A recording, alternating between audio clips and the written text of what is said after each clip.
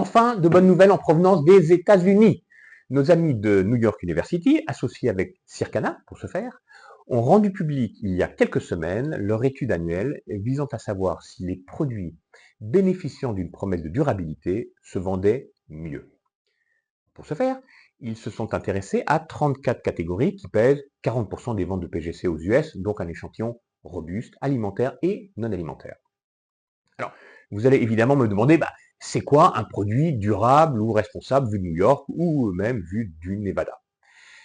NYU et Circana ne sont pas rentrés dans l'évaluation de la pertinence, c'est-à-dire est-ce qu'il y a moins de sucre, moins de matières grasses, moins d'additifs, moins de substances controversées, est-ce qu'il y a plus de protéines végétales, un meilleur respect de la biodiversité, etc. Non, ils ont juste constaté s'il y avait une promesse exprimée sur le pack.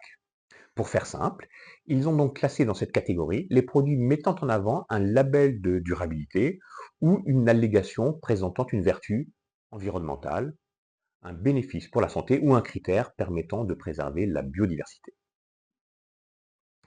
Sachez qu'ils n'ont pas considéré le sujet du packaging, est-ce qu'il y a moins de plastique par exemple. Ils se sont bien concentrés sur le produit en lui-même. Alors, première observation. La part de marché relative des produits durables vis-à-vis des produits conventionnels continue à croître.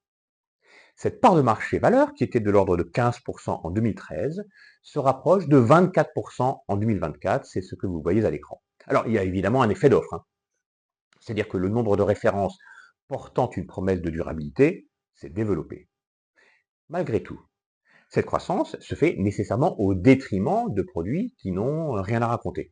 Et je pars du principe que ceux qui racontent quelque chose sur leur pack le font car ils ont vraiment quelque chose à raconter. Seconde observation qui concerne le positionnement prix.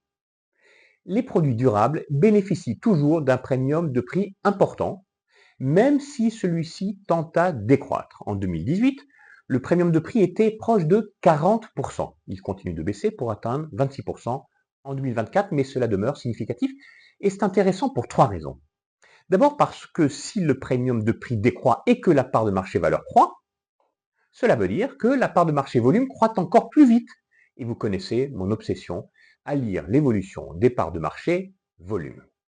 Deuxièmement, parce que même en période d'inflation, et ou même quand les ménages sont en tension sur le pouvoir d'achat, ces éléments établissent la valeur reconnue de la durabilité, même si évidemment les acheteurs sont plutôt urbains, jeunes et relativement aisés. Et puis troisièmement, ces références étant donc mieux pricées, les enseignes gagnent plutôt mieux leur vie en masse de marge, et c'est bien ce qui compte pour elles et pour leurs fournisseurs. Donc elles ont un intérêt bien pensé à les mettre en avant. Troisième analyse, toujours d'après nos amis de NYU et de Circana. Le taux de croissance des produits durables est sur la durée plus de 2 fois supérieur à la croissance des produits conventionnels.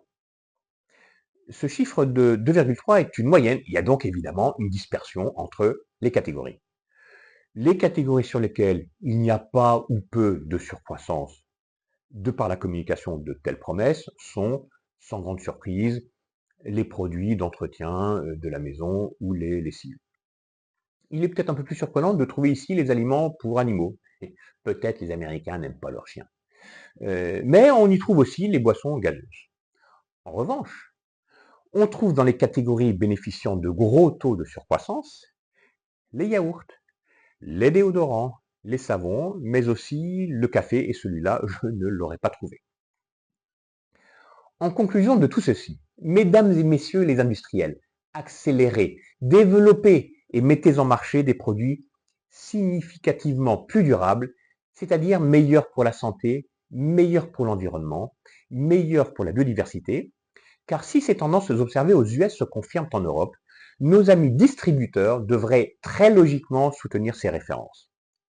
A minima, mieux les détenir, mieux les implanter. C'est leur intérêt, au moins pour 3 raisons. 1, ils ont leurs propres enjeux quant à la transformation du modèle et de la consommation. Vous vous rappelez que chez Tesco, il y a quelques années, ils ont dû revoir à la hausse le pourcentage de produits sains dans leur offre sur pression d'un collectif d'actionnaires. Vous savez aussi que le bonus du CEO d'Ahold est lié en partie au développement des ventes de protéines végétales et que le bonus du CEO de Carrefour, comme d'ailleurs celui de plus de 10 000 cadres de l'enseigne, dépend de la réduction du sucre dans les produits à marque Carrefour. Deuxièmement, ce sont les produits qui font de la croissance. Et je suis le premier à souligner qu'il y a malheureusement de nombreuses catégories en décroissance volume dans le PGC. Troisièmement, à ne pas négliger, les enseignes devraient gagner plutôt bien leur vie sur ces produits, c'est ce que NYU et Circana US nous ont démontré. Alors, mesdames et messieurs les industriels, allez-y plus vite, plus fort, innovez dans ce sens, et les enseignes devraient logiquement suivre car elles y ont intérêt.